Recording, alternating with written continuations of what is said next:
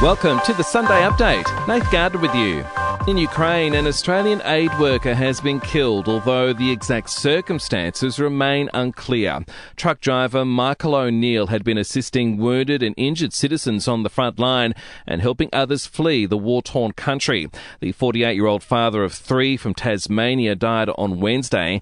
PM Anthony Albanese has offered his condolences. This is a tragedy, and the Australian authorities through the Department of Foreign Affairs and Trade are providing consular support. Around 100 ADF personnel will be sent to Papua New Guinea to help run the country's election and deal with cybersecurity. It's amid an ongoing fight for Pacific influence between Australia and China, with Beijing just recently signing a deal with Samoa to strengthen diplomatic relations.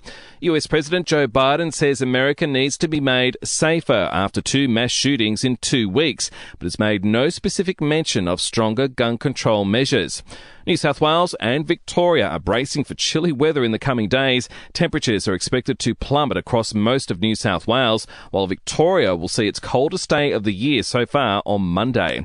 And Aussie sailor Lisa Blair has set a new world record with her 96-day solo voyage around Antarctica, the fastest circumnavigation of the continent. The 37-year-old set sail from WA in February, travelling more than 30,000 kilometres. She says it took 2 attempts. This journey and reaching dry land after not just doing it once but sailing around Antarctica twice, nearly dying, and then finally being as successful is, so overwhelming. And that leads us to sport. Western United is the toast of the town after getting up 2-0 against Melbourne City to claim the A-League premiership at Amy Park. City missing out on back-to-back titles after kicking an own goal, giving the league newcomers an early lead. Not bad from United in just its 3rd year in the competition. Goalkeeper Jamie Young telling 10 it'll take a while for it all to sink in. It's hard to put into words just now.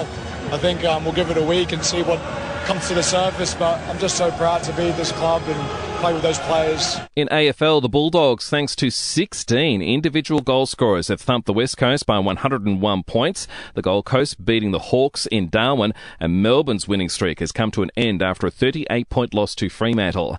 And in the NRL, wins to Newcastle, Sydney and Alex Johnson scoring a record 147th try in the Rabbitohs' 44-18 win over the Tigers. And for even more sports news, make sure you check out the Sports Update. You'll find it wherever you're listening to this show. To entertainment news now, Mushroom Records has created a First Nations pathway for young Indigenous artists to break into the industry. AFL legend Eddie Betts will be the program's ambassador. And Paramount is projecting Top Gun Maverick to earn $150 million over the US Memorial Day long weekend, marking a career best opening for Tom Cruise. And we'll see you tomorrow morning for another episode of The Update.